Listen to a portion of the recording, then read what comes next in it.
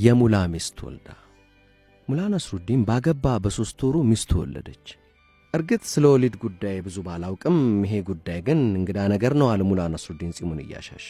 ነገሩን በተሳሳተ መንገድ አትውሰጅብኝና ሴት ልጅ አርግዛ ለመውለድ 9 ወር የሚፈጅባት ይመስለኛል አለ ሙላ ራሷን ሚስቱን። ወንዶች ስትባሉ አንድ አይነቶች ናቸው አለች ሙላ ሚስት። ስለ ሴቶች ነገር ምንም አይገባቸውም። ቆይ ለመሆኑ እኔ አንተን ካገባው ስንት ጊዜ ሆነኝ? 3 ወር መለሰ ሙላ። አንተ እኔን ካገባኝ ስንት ጊዜ ሆነ? 3 ወር። ካረገዝኩ ስንት ጊዜ ሆነኝ? 3 ወር። እና አለች ሙላ ሚስት አይኖቿን አፍጥጣ።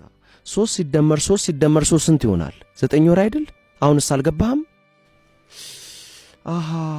አሁን ገባኝ አለ ሙላ። እባክሽን የማይሆን ነገር አምጥቼ ስለረበሽኩሽ ይቅርታ አድርጊልኝ።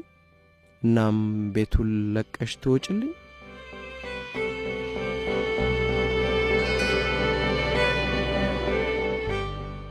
ሙላ ነስሩዲን የመቃብር ሐውልቱ ላይ ተደፍቶ እያነባ ነው። ለምን ገና በለጋነት ለምን ሁሉን ነገር እንዲበትነት ትሄድ? ሁሉን እኮ የቻልከው አንተ ነበርክ ያነባል ሙላ። ከቀብር እየተመለሱ ያሉ ሰዎች በሙላ ሐዘን ልባቸው ተነክቶ ቆሙ። ሟቹ አባትህ ነው ጠየቁ ሰዎቹ። አይደለም። ወንድምህ ይሁን? ኧረ ዝምድናም የለን። እና ታዲያ ምንህ ነው?